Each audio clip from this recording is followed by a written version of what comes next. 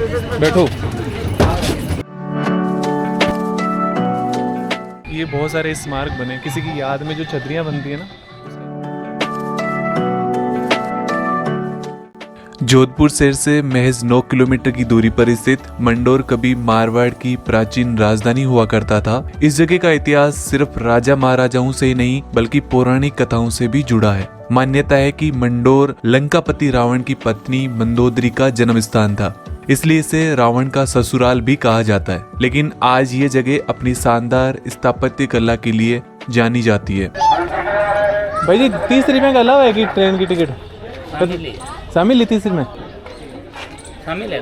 शामिल है। बैठ जाओ भाई।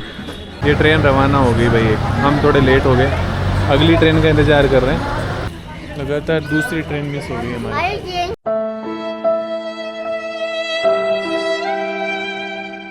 ये ट्रेन अभी स्टैंड बाई में है। केवल मंजू को सीट मिली तो मंजू मोहतरमा वापस नीचे उतर गई।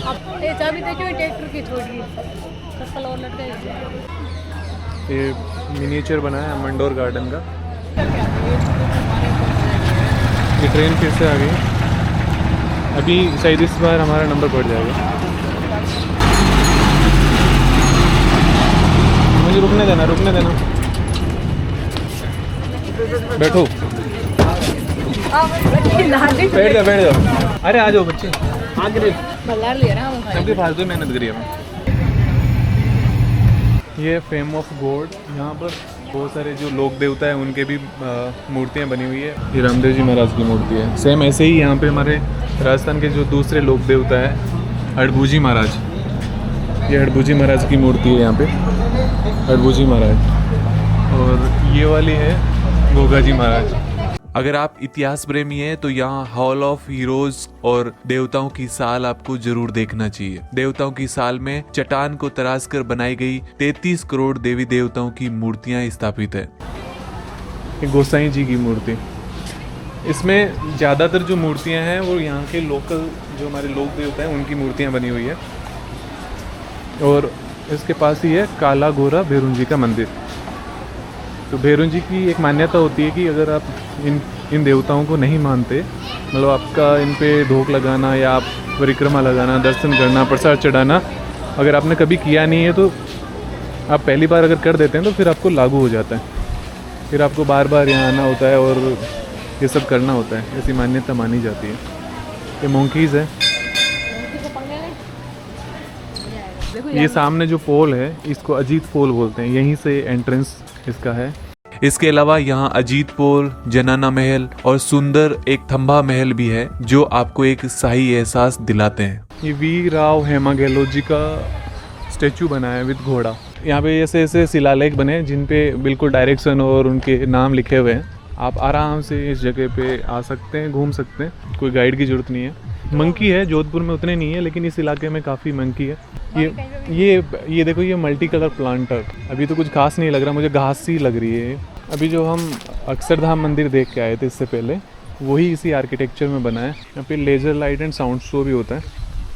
इसका टाइमिंग है 7 बजे, 7:30 बजे हिंदी में, 7:30 से 8 बजे इंग्लिश में। एंट्री टिकट 10 रुपये और 100 की टिकट 20 से 30 रुपये, दोनों 30 रुपये।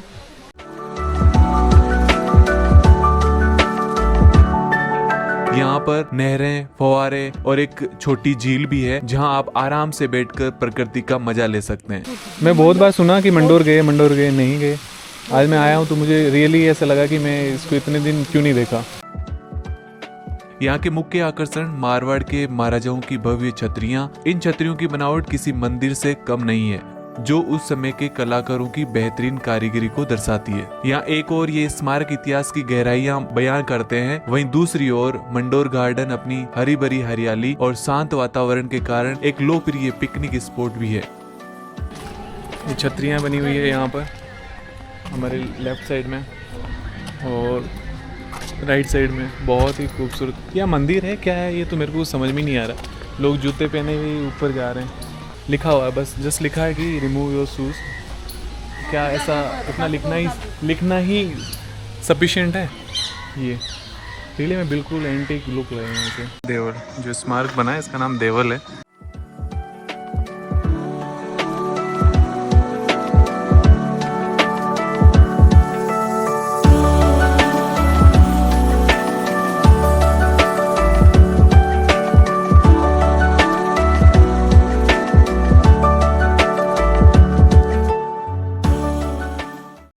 इसमें कुछ भी नहीं है यार मंजू, ये खाली है सारी खंडित है ना? कहाँ पे खंडित है? पूरी मूर्तियाँ जितनी भी है खंडित है, कुछ नहीं, किसी का टांग नाक कान हाथ। हाँ, यहाँ वाली जो मूर्तियाँ हैं जैसे हमने वहाँ देखी थी, एमपी में भी बहुत सारी मूर्तियाँ हैं जो तोड़ी हुई है, यहाँ पे भी ये तोड़ी हुई है।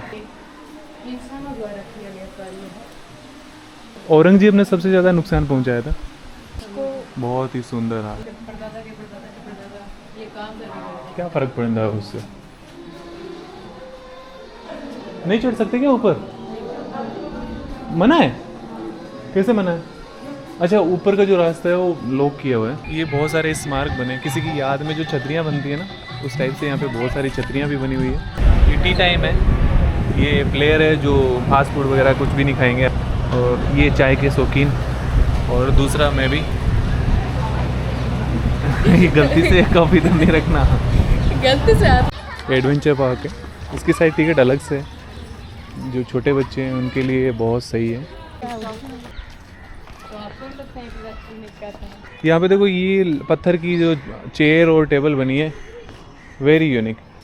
आई थिंक ये जितनी भी शॉप है ये खुलती है या खुलेगी, या प्लान तो ऐसा ही था कि खुलेगी, बट अभी तो कुछ भी नहीं है यहाँ पे। ये ओवरब्रिज है, आप इस ओवरब्रिज को क्रॉस करके उस साइड जा सकते हैं। जो मेन एंट्रेंस था वहाँ पर आप पहुँच सकते हैं। हाँ, जो कैनाल थी, ये कैनाल वाला पॉइंट यही है। वैसे हमने मंडोर गार्डन का बहुत सारे जो पॉइंट्स हैं उनको कवर किया है, लेकिन फिर भी बहुत सारे पॉइंट्स और बाकी रह गए, उनको हम रखते हैं नेक्स्ट टाइम के लिए। ये है एग्जिट गेट। स्थानीय लोग और पर्यटक दोनों ही यहाँ शांति और सुकून की तलाश में आते हैं। मंडोर गार्डन सिर्फ एक बाग नहीं बल्कि राजस्थान की विरासत और कला का जीता जागता प्रमाण है।